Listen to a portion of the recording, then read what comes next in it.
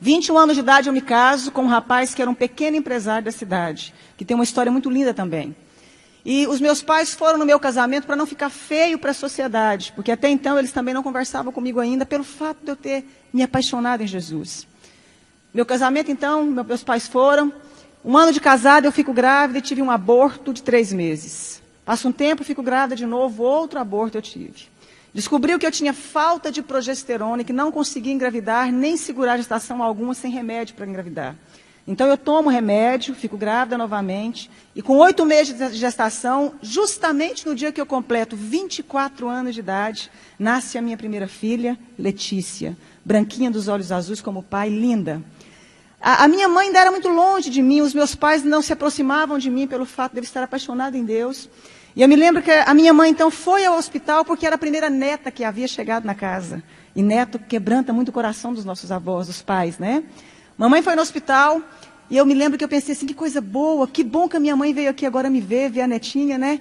E eu lembro que quando a minha mãe chegou, passados uns 10 minutos, pediram a minha menina, a enfermeira me pediu a neném para dar banho na neném e me devolver para me ter alta. A minha mãe, então, sai do quarto, chama a minha mãe, entrega a neném, passa um pouquinho, a minha mãe sai do quarto, chamaram também meu marido, e eu fiquei sozinha. E eu ainda falei assim para Deus, que bom que nada teve que acontecer, porque a minha mãe agora voltou a falar comigo. E ela simplesmente se negava a falar comigo. E eu me lembro que naquele momento, então, entra no meu quarto a chefe da pediatria do Hospital da Mulher em Goiânia. Aquela chefe da pediatria começou a acalentar as minhas mãos como ia me dar alguma notícia. Ela disse, mãezinha, acabou de acontecer uma fatalidade. A sua filha acabou de cair do braço da enfermeira e veio a óbito. Minha primeira filha caiu do braço da enfermeira e veio a óbito. É muito fácil você levar um bebê para casa, mas você levar um caixão é muito difícil, minha querida. Mas eu queria fazer um parêntese aqui e dizer o seguinte, lembra que a minha mãe me falava que eu ia perder um filho como ela havia me perdido para Deus? E eu fazia uma oração que Deus fizesse o que fosse preciso para encontrar o coração da minha família e se revelar a eles.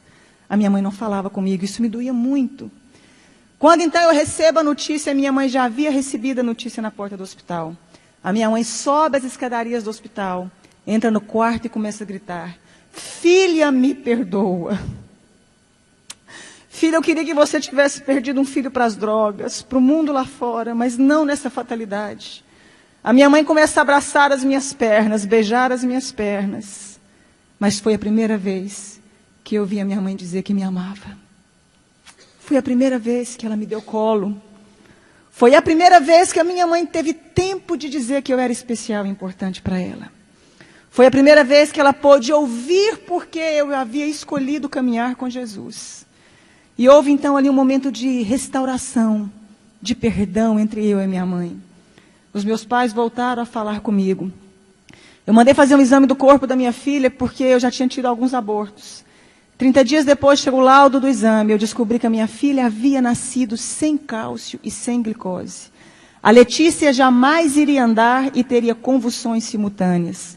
E a minha médica fala para mim, adota um filho porque você não pode mais ser mãe. Mesmo com os remédios, sua filha veio com problema. E eu disse que eu acreditava num Deus capaz de mudar a nossa vida, a nossa história, a nossa sorte. 1 ano depois eu dei à luz a uma criança linda, perfeita e sadia chamada Angélica. Faz 11 anos mês que vem. 3 anos depois dei à luz a Annelise, tem 8 anos hoje. Mais 3 anos dei à luz ao Cirino Júnior. Todos perfeitos e sadios.